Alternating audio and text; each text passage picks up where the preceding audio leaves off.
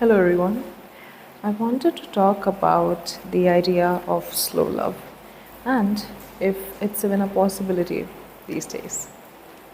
I always think of this month, and as it is raining, I always think of this month as the month of love. The monsoon, the sky is in love with the ground, and it's ever so generous.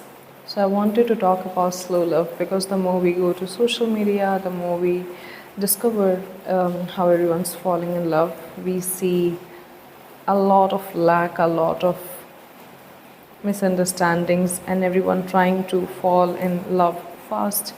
Also, I believe social media is filled with everyone's happy endings. Everything looks like just a good end. Everyone feels like either they are finishing something, a relationship perhaps, or they are living the best life. And I feel in middle of all of this, we need to make some space to just fall in love and be comfortable with the idea of it lasting long, and on top being comfortable with the idea of it haunting us for longer than we anticipated, because almost all of us are so afraid constantly of heartbreaks that we don't want to put ourselves in the place where we even get hurt. I say that because I always wanted to rush things. I just wanted to get to know someone as much as I can because I didn't want to make mistake. I didn't want to break my heart. And I believe that's very common. All of us just desire to find someone who is magically into you and you don't have to spend your life getting your heart broken multiple times. I get that. But I think that slow love is not about being with someone who's clearly wrong for you and spending a lot of time figuring out that there might be a chance. That's not slow love.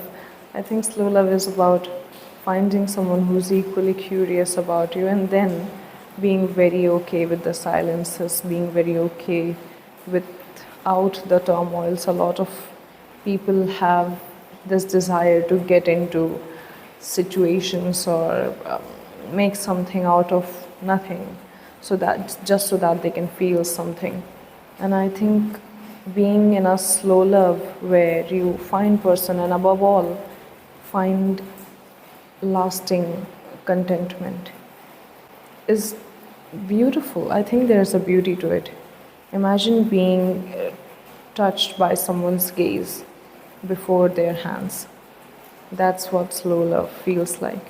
And in this world, especially where something like this feels so rare, something like this feels almost a luxury. And especially in a world now that apparently none of us have any time and we constantly want to rush everything. This is a luxury where someone is ever so curious about you, wants to learn you, and gives you the time that you feel you maybe don't deserve. You know, when I look at someone I love so dearly, I think the world stops rushing and things slow down, and no amount of time spent together feels enough. I think that's what slow love should be about. Instead of feeling these wild butterflies constantly only to last for a couple of months, we are constantly running behind matches and never really focused on constructing a fireplace together. Also, I think slow love, the idea of slow love is so intriguing to me because not everyone deserves your access. Not everyone is meant to find peace with you. And I feel this is a form of self respect, showing yourself that you finally deserve someone to learn about you and completely understand you. Whenever you go online, you are constantly learning how to write that one text that someone just falls head over heels for you, or how to reply someone if they haven't replied you for 3 hours, and how to ignore people, how to not let anyone in your life, or how to let everyone in your life, how to make everyone fall in love with you. This is not going to serve for long. How long are we going to play games? And this is my personal perspective that if I play games and if I have to play a game and put a facade on to get a lover, that lover really doesn't deserve that sort of attention, because I would rather want my lover to be smart and smart enough to see through these foolish, outrageous, and surface level games. And that's why I don't believe in playing games. I believe slow love is mutual understanding of two people, where when you have finally found your person, you don't have to play games, you don't have to give them silent treatment for them to realize your worth. And I believe we need to treat our body and our mind like temple and not an express highway. It sounds funny to me because I think we have stopped appreciating our value. We have stopped understanding what value we bring, especially in love. And all of us are so comfortable with the idea of being toxic and accepting toxicity that it's a new normal. Imagine just having this one person and letting them see every single layers of you, because they stay, not because they chased you just to get that dopamine hit and then they are nowhere to be seen. The high of finding love and chasing love is almost so much like drug addiction.